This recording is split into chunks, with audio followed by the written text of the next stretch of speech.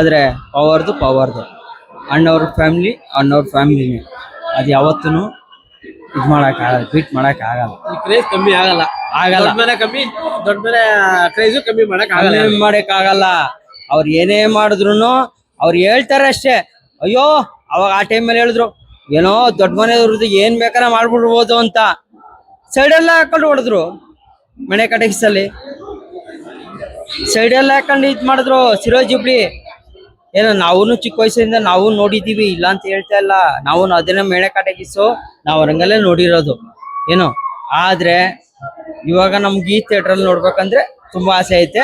ಆದ್ರೆ ಇವಾಗ ಇಲ್ಲಿ ಅವಾಗ ಇಲ್ಲಿ ರಿಲೀಸ್ ಮಾಡಿದ್ದು ಸಿನಿಮಾ ಸ್ಟಾರ್ಟ್ ಆಗೋದು ಮದುವೆ ಮನೆಯಲ್ಲಿ, ಎಂಡ್ ಆಗೋದು ಕೂಡ ಮದುವೆ ಮನೆಯಲ್ಲಿ. ಅದನ್ನ ಸಕ್ಕ ಡೈರೆಕ್ಟರ್ ಸಗದ ತೋರ್ಸವ್ರೆ.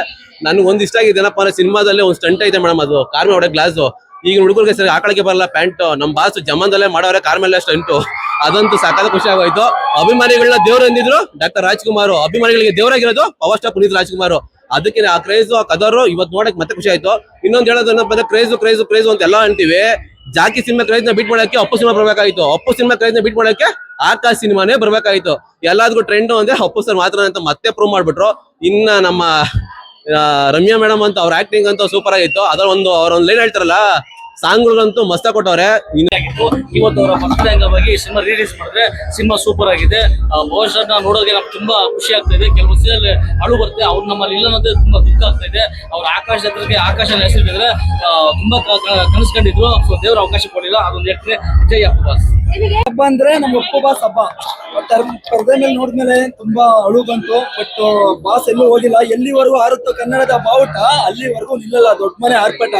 ಆಡೋದ್ರಲ್ಲಿ ಅಣ್ಣ ಬಂಡು, ಹೊಡೆಯೋದ್ರಲ್ಲಿ ಜಕ್ಕಿ ಜನ್, ಕುಣಿಯೋದ್ರಲ್ಲಿ ಮೈಕಲ್ ಜಾಕ್ಸನ್. ಕರ್ನಾಟಕಕ್ಕೆ ಪವರ್ ಸ್ಟಾರು. ಸೂರ್ಯ ಮುಟ್ಟಕ್ಕಾಗಲ್ಲ, ಒಬ್ಬರಿಗೂ ನಕ್ಷತ್ರ ಎಣ್ಸಕ್ಕಾಗಲ್ಲ. ಎಲ್ಲಿವರೆಗೂ ಸೂರ್ಯ ಚಂದ್ರ ಇದ್ದೇ ಇರ್ತಾರೋ ಅಲ್ಲಿವರೆಗೂ ನಮ್ಮ ಬಾಸ್ ಇದ್ದೇ ಇರ್ತಾರೆ. ನಿಜ ಮೇಡಮ್, ತುಂಬಾ ಎಮೋಷನ್ ಆಗ್ಬಿಟ್ಟು. ನಿಜಲು ಇಂಥ ಭಗವಂತ ಕರ್ಕೊಂಡ್ಬಿಟ್ಟಿದ್ರಲ್ಲ. ಇನ್ನು ನಮ್ಗೆ ಯಾರು ಸಿನಿಮಾ ನೋಡ್ಲಿ ನಾವು. ನಮ್ಮಂತೂ ಅವ್ರ ಅಭಿಮಾನಿಯಾಗಿ ಆಟಲ್ಲಿ ಇಟ್ಬಿಟ್ಟಿದ್ದಾರೆ ಅಪ್ಪು ಬಾಸು. ಪ್ರತಿ ವರ್ಷ ಇದೇ ತರ ಸಿನಿಮಾ ಬರ್ತಾ ಇರ್ಲಿ.